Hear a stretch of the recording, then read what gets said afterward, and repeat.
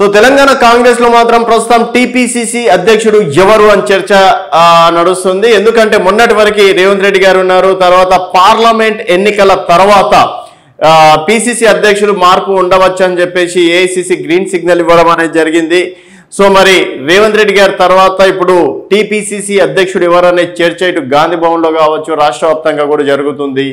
TPCC అధ్యక్షుడు ఇప్పుడు ఎందుకు హాట్ టాపిక్ అయ్యారంటే గతంలో రేవంత్ రెడ్డి టీపీసీసీ అధ్యక్షుడు అయిన తర్వాత కాంగ్రెస్ పార్టీ మళ్ళీ బతికింది. చివరి దశలో ఉన్నటువంటి కాంగ్రెస్ పార్టీకి మళ్ళీ ఆక్సిజన్లా రేవంత్ రెడ్డి టీపీసీసీ అధ్యక్ష పదవి తోడయ్యిందని చెప్పేసి కూడా చెప్పుకోవచ్చు. ఈరోజు కాంగ్రెస్ అధికారంలోకి వచ్చిందంటే దాంట్లో 90% క్రెడిట్ రేవంత్ రెడ్డికి ఇవ్వాల్సిందే. రేవంత్ రెడ్డి గారు టీపీసీసీ అధ్యక్షుడు అయిన తర్వాత దళిత దండోర గిరిజన సభలు అని చెప్పేసి ఇంద్రవెల్లిలో స్టార్ట్ చేయడం, తర్వాత విద్యార్థులు నిరుద్యోగుల కోసం జింక్ సైరన్ స్టార్ట్ చేయడం, తర్వాత రాహుల్ గాంధీ గారితో రైతు డిక్లరేషన్ కావచ్చు, యూత్ డిక్లరేషన్ కావచ్చు, ఇట్లాంటి భారీ బహిరంగ సభలు అనేది తెలంగాణ రాజకీయాల్లోనే ఒక హాట్ టాపిక్ గా మారడం అనేది జరిగింది.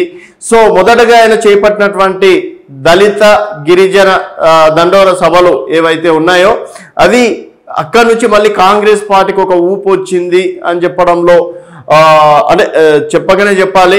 మరి అటువంటి హాట్ టాపిక్ అయినటువంటి టీపీసీసీ అధ్యక్షుడు పదవి ఇప్పుడు ఎవరి సొంతం? దాదాపుగా 8-9 మంది ఈ పదవి కోసం పోటీ పడుతున్నారు. మరి వీళ్ళలో పీసీసీ అధ్యక్షుడు అయ్యే అర్హత ఎవరికి ఉంది?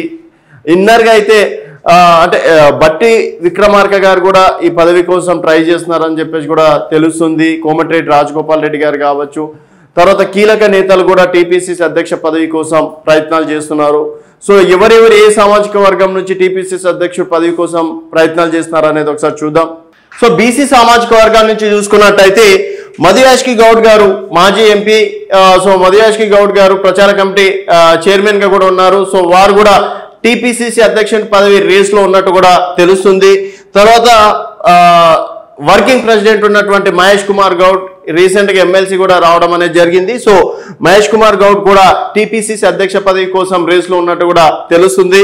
అలాగే అంజన్ కుమార్ యాదవ్ మాజీ ఎంపీ, ప్రస్తుతం టీపీసీసీ వర్కింగ్ ప్రెసిడెంట్. రీసెంట్ గా అనిల్ కుమార్ యాదవ్ కి ఎంపీ రాజ్యసభ ఎంపీ కూడా ఇవ్వడం అనేది జరిగింది. సో వారు కూడా బీసీ సామాజిక వర్గ కోట నుంచి వారు కూడా ట్రై చేసినట్టు కూడా తెలుస్తుంది. సో ఇక్కడ మధుయాష్కి గౌడ్ గారు రీసెంట్ గా ఎల్బీ నగర్ లో పోటీ చేసి ఓడిపోవడం అనేది జరిగింది. ప్రస్తుతం ప్రచార కమిటీ చైర్మన్ గా ఉన్నారు. ఏఐసీసీ నుంచి మంచి సంబంధాలు కూడా ఉన్నాయని చెప్పేసి కూడా చెప్పుకోవచ్చు. సో మరి ప్రస్తుతం ఇక్కడైతే బీసీ సామాజిక వర్గంలో మధుయాష్కి గౌడ్ పేరు గట్టిగా వినిపిస్తుంది. ఎందుకంటే ఇక్కడ మహేష్ కుమార్ గౌడ్ గారికి రీసెంట్ గా ఎమ్మెల్సీ ఇవ్వడం అనేది జరిగింది. అంజన్ కుమార్ యాదవ్ కి గతంలో ముషిరాబాద్ ఎమ్మెల్యే టికెట్ ఇచ్చారు. తర్వాత వారి కుమారుడు అనిల్ కుమార్ యాదవ్ కి రాజ్యసభ ఎంపీ ఇవ్వడం అనేది జరిగింది. సో మరి ప్రస్తుతం ఉన్న పరిస్థితుల్లో మాత్రం మధుయాష్కి గౌడ్ పేరు మాత్రం ప్రధానంగా వినిపిస్తుందని చెప్పేసి కూడా చెప్పుకోవచ్చు. సో తర్వాత దళిత సామాజిక వర్గం నుంచి కూడా ఈసారి టీపీసీసీ అధ్యక్షుడు ఇచ్చే అవకాశాలు ఉన్నాయని చెప్పేసి అంటున్నారు. సో దళిత సామాజిక వర్గం నుంచి ఎవరెవరు పోటీ చేస్తున్నారు అనేది ఒకసారి చూద్దాం. సో ఇక్కడ చూసుకున్నట్టయితే దళిత సామాజిక వర్గం నుంచి సంపత్ కుమార్ మాజీ ఎమ్మెల్యే ఏఐసీసీ కార్యదర్శిగా ఉన్నారు. అలాగే అద్దంకి దయాకర్ ప్రస్తుతం టీపీసీసీ ప్రధాన కార్యదర్శిగా సీనియర్ స్పోక్ పర్సన్ గా ఉన్నారు. సో ఇక్కడ చూసుకున్నట్టయితే గతంలో సంపత్ కుమార్ గారికి అలంపూర్ టికెట్ ఇచ్చారు, కాకపోతే ఓడిపోవడం అనేది జరిగింది. తర్వాత నార్ కర్నూలు ఎంపీ టికెట్ కోసం చివరి వరకు ప్రయత్నాలు చేశారు. బట్ చివరి క్షణంలో మల్లు రవి గారికి ఇవ్వడం అనేది జరిగింది. సో అటు ఎంపీ టికెట్ కూడా నేను త్యాగం చేశాను, డెఫినెట్ గా నాకే ఇవ్వాలి అని చెప్పేసి కూడా సంపత్ కుమార్ గారు చెప్తున్నారు. అలాగే అద్దంకి దయాకర్ చూసుకున్నట్టయితే అటు ఎమ్మెల్యే టికెట్ త్యాగం చేయడం అనేది జరిగింది, ఎంపీ టికెట్ త్యాగం చేశాను. అలాగే ఎమ్మెల్సీలో చివరి దశలో కూడా అద్దంకి దయాకర్ పేరు వినిపించింది. చివరి సెకండ్ లో అద్దంకి దయాకర్ గారి పేరు లేకపోవడం తర్వాత రాజకీయ వర్గాల్లో ఒక చర్చనీయాంశం అయిందని చెప్పేసి కూడా చెప్పుకోవచ్చు.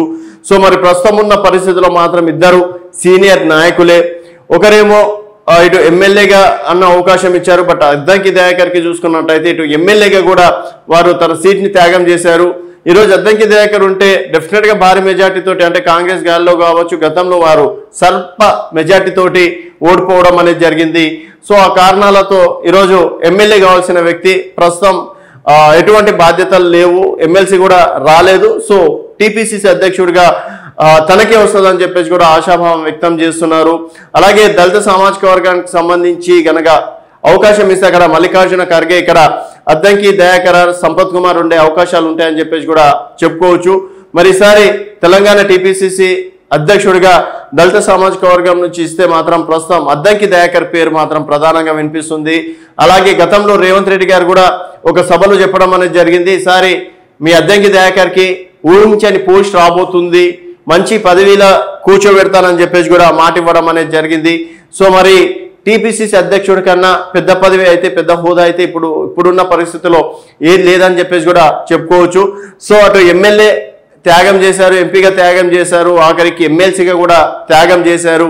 సో ఈ అన్ని త్యాగాలను గుర్తుపెట్టుకొని అధిష్టానం మరి అద్దంకి దయాకర్కి ఈసారి టీపీసీసీ అధ్యక్షుడిగా అవకాశం ఇస్తారా లేదా అనేది చూడాలి. అలాగే రెడ్డి సామాజిక వర్గం నుంచి ఎవరెవరు పోటీలో ఉన్నారా అనేది ఒకసారి చూసుకున్నట్టయితే, సో రెడ్డి సామాజిక వర్గం నుంచి చూసుకున్నట్టయితే ఇటు జగ్గారెడ్డి మాజీ ఎమ్మెల్యే, ప్రస్తుతం టీపీసీసీ వర్కింగ్ ప్రెసిడెంట్ గా ఉన్నారు. అలాగే కోమటిరెడ్డి రాజగోపాల్ రెడ్డి మాజీ ఎంపీ, అలాగే ప్రస్తుతం మునుగోడు ఎమ్మెల్యే. సో గతంలో వారు మునుగోడు నుంచి ఎమ్మెల్యే గెలిచారు, తర్వాత కొన్ని కారణాల వల్ల భారతీయ జనతా పార్టీలోకి వెళ్ళడం, మళ్ళీ తిరిగి కాంగ్రెస్ పార్టీలోకి రావడం, తర్వాత భారీ మెజార్టీ తోటి మునుగోడులో గెలవడం అనేది జరిగింది. సో చామల కిరణ్ కుమార్ రెడ్డి కోసం కూడా తన సాయశక్తులు కూడా పోరాటం చేశారు మొన్న జరిగినటువంటి ఎంపీ ఎన్నికల్లో. సో మంత్రి పదవి వస్తుందని చెప్పేసి కూడా ఆశించారు. ఒకవేళ మంత్రి పదవి రాకపోతే టీపీసీసీ అధ్యక్షుడిగా అవకాశం ఇవ్వాలని చెప్పేసి కూడా వారు కోరినట్టు కూడా తెలుస్తుంది. సో టీపీసీసీ అధ్యక్ష పదవి కోసం 2014-15 నుంచి కూడా కోమటిరెడ్డి బ్రదర్స్ ఇద్దరు కూడా ట్రై చేయడం అనేది జరిగింది. తర్వాత 2014లో పొన్నాల లక్ష్మయ్య గారికి ఇచ్చారు బీసీ సామాజిక వర్గం అని. 2016 తర్వాత 15-16లో ఉత్తమ్ కుమార్ రెడ్డి గారికి ఇచ్చారు. తర్వాత 2020-21 సమయంలో రేవంత్ రెడ్డి గారికి ఇవ్వడం అనేది జరిగింది. సో మరి ఈసారి మళ్ళీ ఒకవేళ రెడ్డి సామాజిక వర్గానికి గనక ఇస్తే వీళ్ళిద్దరి పేర్లు అయితే ప్రధానంగా వినిపిస్తున్నాయి. మరి జగ్గారెడ్డి గారు, నేను పార్టీ కోసం కష్టపడ్డాను, పార్టీ ఏం లేని సిచ్యువేషన్లో కూడా పార్టీ కోసమే ఉన్నాను, పార్టీ లైన్లోనే ఉన్నాను, సో పార్టీ కోసం ఎంతో చేశాను, సో డెఫినెట్గా నన్ను గుర్తిస్తారని చెప్పేసి కూడా అనుకుంటున్నానని చెప్పేసి కూడా జగ్గారెడ్డి గారు అంటున్నారు. అలాగే మంత్రి పదవి ఆఫర్ ఎలాగూ లేదు, ఒకవేళ మంత్రి పదవి ఇవ్వకపోతే మాత్రం డెఫినెట్గా టీపీసీసీ అధ్యక్ష పదవి ఇవ్వాలని చెప్పేసి కూడా రాజగోపాల్ రెడ్డి గారు కోరడం అనేది జరుగుతుంది. వీరితో పాటు సీనియర్ నేతలు జానారెడ్డి గారి పేరు ప్రధానంగా వినిపిస్తుంది. అలాగే బట్టి విక్రమార్క గారు ప్రస్తుతం ఉప ముఖ్యమంత్రి. సో అక్కడ కర్ణాటకలో చూసుకున్నట్టయితే ఉప ముఖ్యమంత్రి అయినటువంటి డికే శివకుమార్కి టీపీసీసీ అధ్యక్షుడు ఇచ్చారు. ఇక్కడ కూడా నాకు ఇవ్వాలి అని చెప్పేసి కూడా బట్టి విక్రమార్క గారు కోరుతున్నారు. ముఖ్యమంత్రి అవ్వాల్సిన బట్టి విక్రమార్క గారు అంటే ఆ సమయంలో ముఖ్యమంత్రిగా నాకే అవకాశం ఇవ్వాలని చెప్పేసి కూడా అనుకున్నప్పటికీ కొన్ని ఈక్వెన్షన్లో రేవంత్ రెడ్డి గారికి ఇచ్చారు. సో టీపీసీసీ అధ్యక్ష పదవి అన్నా నాకు ఇవ్వాలి అని చెప్పేసి కూడా బట్టి విక్రమార్క గారు కోరుతున్నారు. వారితో పాటు చాలా మంది సీనియర్ నేతలు కూడా టీపీసీసీ అధ్యక్షుడు పదవి కోసం ప్రయత్నాలు చేస్తున్నారు. మరి ఏఐసీసీ అధిష్టానం ఎవరికి అవకాశం ఇస్తుంది అనేది వేచి చూడాల్సిన విషయం. సో మొత్తానికి టీపీసీసీ అధ్యక్షుడిగా ఎవరికి అవకాశం ఇస్తే మళ్ళీ కాంగ్రెస్ పార్టీ